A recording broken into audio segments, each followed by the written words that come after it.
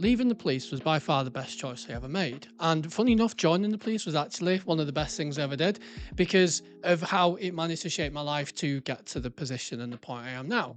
And in this video, what I'm going to do is I'm going to explain exactly how I managed to leave the police and how you can basically steal the same method I used to become financially free and how to create your own life so that you no longer feel trapped in an organization and in a career, not just the emergency services, but in a career which you do not want to be in anymore. Now, I left the police in 2024 just after 10 years of service, and it was a career which I never thought I would come out of. I really enjoyed it for the most part, but then over time, for one reason or another, which I've gone into a lot of detail before on my other channels, I absolutely fell out of love with it, and I morally couldn't continue being part of something I thought was quite corrupt and very dysfunctional. And then what I did was, while I was in the police, I put in the groundwork to me then to create a business which allows me to now be financially free, and I get to do what I want and work remotely and do things that I love every single day. And now I get to write and be creative and make videos every single day, and I get to be in charge of my own life or my own destiny now,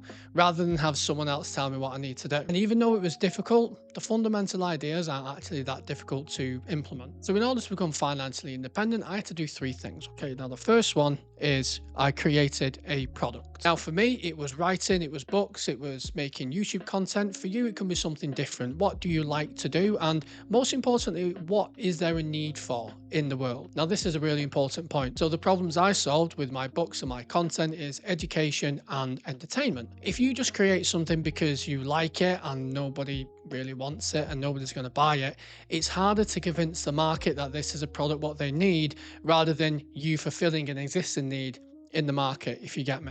So whether it's education and you want to teach people something which you know a lot about, whether it's doing crochet and offering crochet patterns to people in order to help people to relax, identify your market, identify who your product appeals to, and that's basically step one. Then after so many years of building up my back catalogue and actually being somewhat stifled by my career in the police and how much I can really promote these, I then took the plunge, I left the police, and I started working somewhere else for a few months before I was able to fully go completely financially independent. And before we get into the actual fundamentals of building a scalable product that essentially makes money on its own overnight without much interaction from yourself, we want to get into something else first, and that is something called scalability.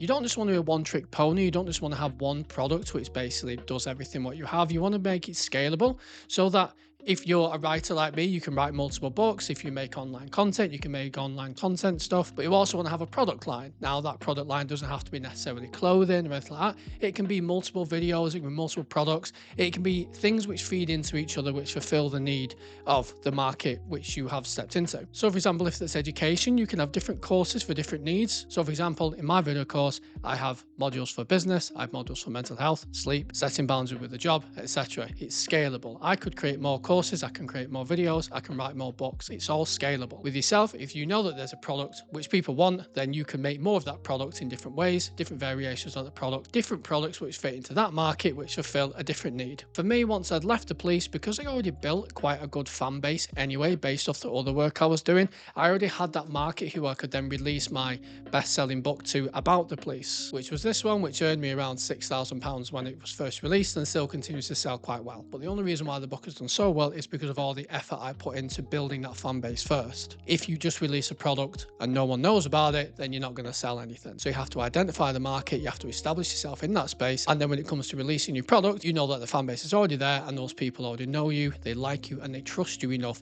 to then purchase your product. So that's where the scalability side of it comes in, because you know what your audience wants, therefore you can create different products. So in my case, I have books, I have a podcast, I have a video course, I have loads of different things which I can then market to my audience. I'm not trying to fit a square peg into a round hole. I know what the audience wants, so I'm giving them what they want. And then the last thing which will help scalability is when it comes to automation and getting people's data. So rather than build a platform solely on social media where you could have your account disabled, you could have your account hacked, there's plenty of different things what could go wrong with that. It's important to have a place where you can take people's data and you control that. So for me, it's a newsletter. So what happens, I make free content, I advertise my newsletter, people then sign up to the newsletter. I then give those people 30 days of free content, free material with a call to action. A call to action basically means something what you want people to do, whether that's buy a product, whether that's subscribe to something, etc. I then have this automation in place so that when someone signs up, they are fed emails over the next 30 days, of which gives them value and they get information. This then builds a nice bit of trust and communication between me and the customer. And then that means that they will then hopefully purchase the product. It means that I've built that automation, which then ultimately saves me time, saves me energy, saves me effort. That means you have a customer base that you control, that you can continuously serve value to and advertise products whenever you release them. So in short, if you're trapped in a job and you don't think you can get out of it, it starts with identifying a problem in the market, finding a product or service which then fulfills the need of that market, and then scaling it through automation, different products, and getting information which you control. If you found this kind of content interesting and you want to see more of it, drop a comment on what you would like me to talk about next if you're in the emergency services and you are struggling. And the gurus at YouTube have said that you will quite like this video here.